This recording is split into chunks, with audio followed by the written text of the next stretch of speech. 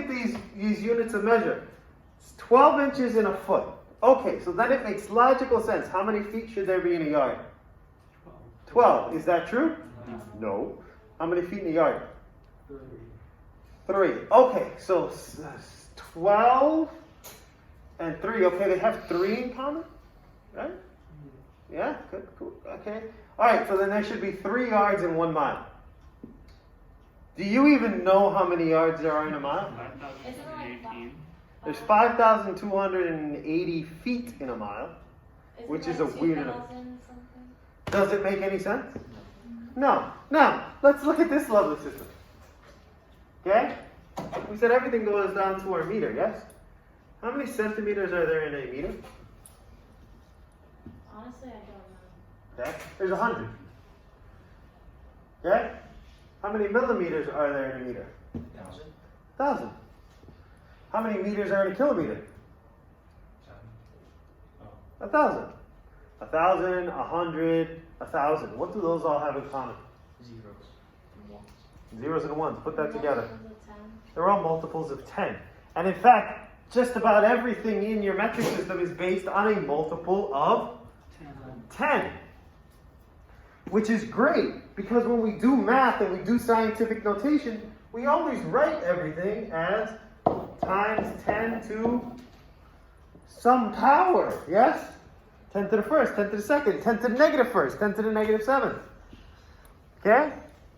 When we write out big numbers or small numbers in science and math, we always use this exponent, this setup for scientific notation. The metric system is already based on that.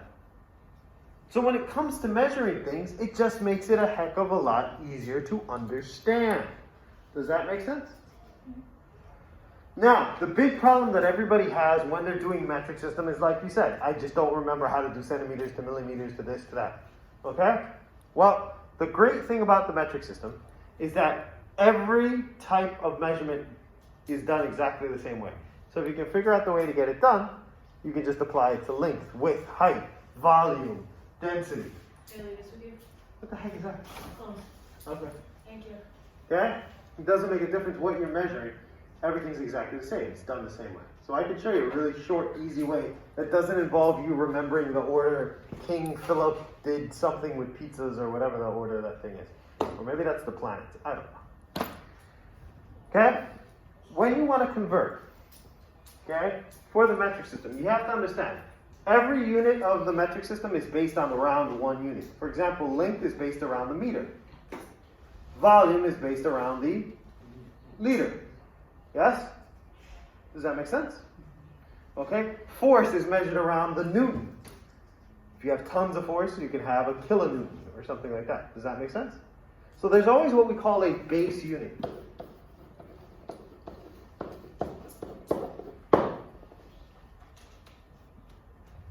Okay? The metric system is always around the base unit.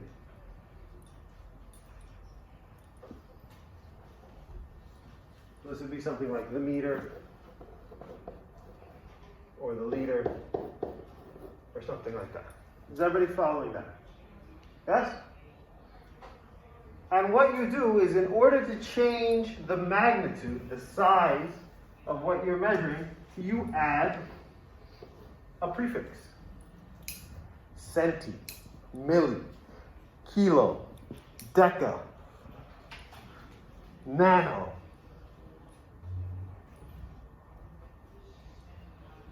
Okay? And what that does is it changes the value of the exponent that you're talking about. So a meter, for example, is always going to be equal to 10 to the 0. Why? What's 10 to the 0 equal to? 1. So if I was to write 5 times 10 to the 0 meters, what is that equal to? 5 meters. Does that make sense? Now, when I add a prefix, for example, centi, that changes the exponent. That's all it does. Centi, for example, has a value of minus 2.